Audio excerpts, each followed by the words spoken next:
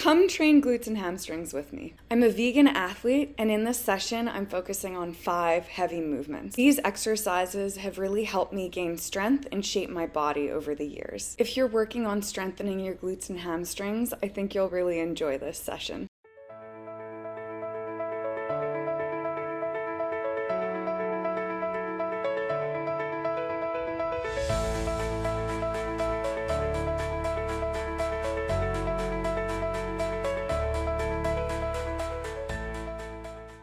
Hi there, my name's Miranda.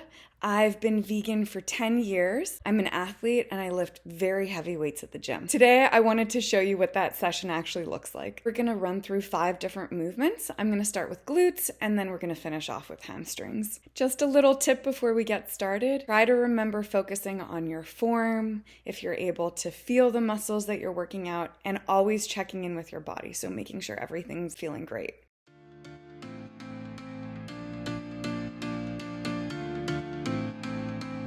So we're starting strong with abductors.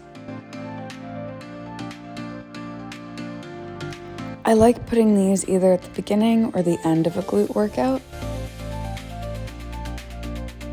I find them really effective at helping me get a pump, and they also don't beat you up too much. As you can see, I do pretty high reps. And for me, changing the angle at the end really helps me fatigue the muscles, and just a little pump movement without any weight.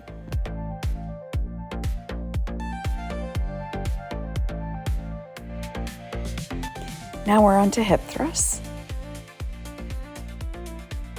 This is actually a really new machine for me. My go-to for hip thrusts is usually the Smith machine. But for the past month and a half, I've been trying out different variations.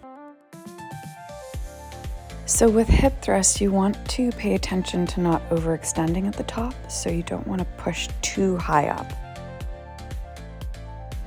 Let me know if you want other tricks for this movement.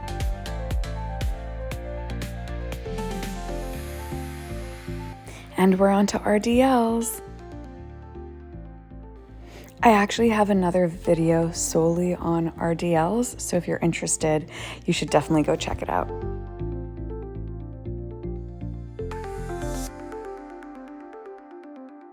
So one big takeaway for this movement is I recommend thinking of it more like a back and forth movement rather than an up and down. So you want to try pushing your glutes out as far back as you can.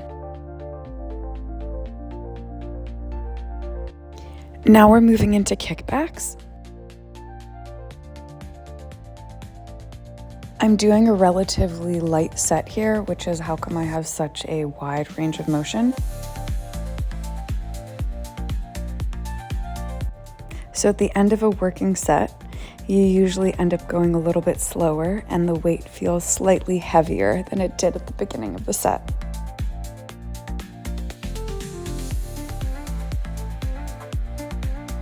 I'm really focusing on squeezing at the top, and my supporting leg is slightly braced and stable.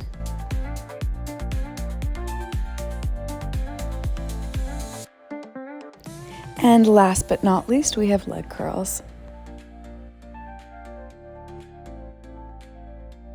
So this is actually a hammer strength machine. I sort of love this brand. My hamstrings are already a bit fatigued because they were definitely being worked during the hip thrusts as well as the RDLs. Finishing my glute day with an isolated hamstring movement really helps me fatigue my hamstrings. And just as a finisher, I'm doing both legs together. For just a few reps, that's all I could get out.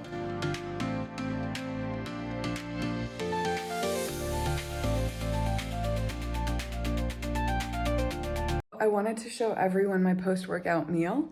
I have 250 grams of extra firm tofu, which is about 33 grams of protein. And then I have 70 grams of a coconut yogurt, and then I have a piece of bread. Salt, pepper, really simple. Like I said, I try to have relatively low volume meals during the day. So this is a glute and hamstring day that I've kind of had on rotation for a little bit now. Sometimes I switch out one or two of the exercises depending on how my body's feeling and what I'm in the mood to do that day. I always try to keep a hinge movement as well as some sort of isolated movement. I focus on volume and weight and then recovery, of course, so that my muscles can continue building over time. So if any of you try out parts of this workout or even the whole thing, let me know which movements you enjoyed and which ones worked for you the best. And if you want more vegan muscle content, subscribe so that you can be around for the next video.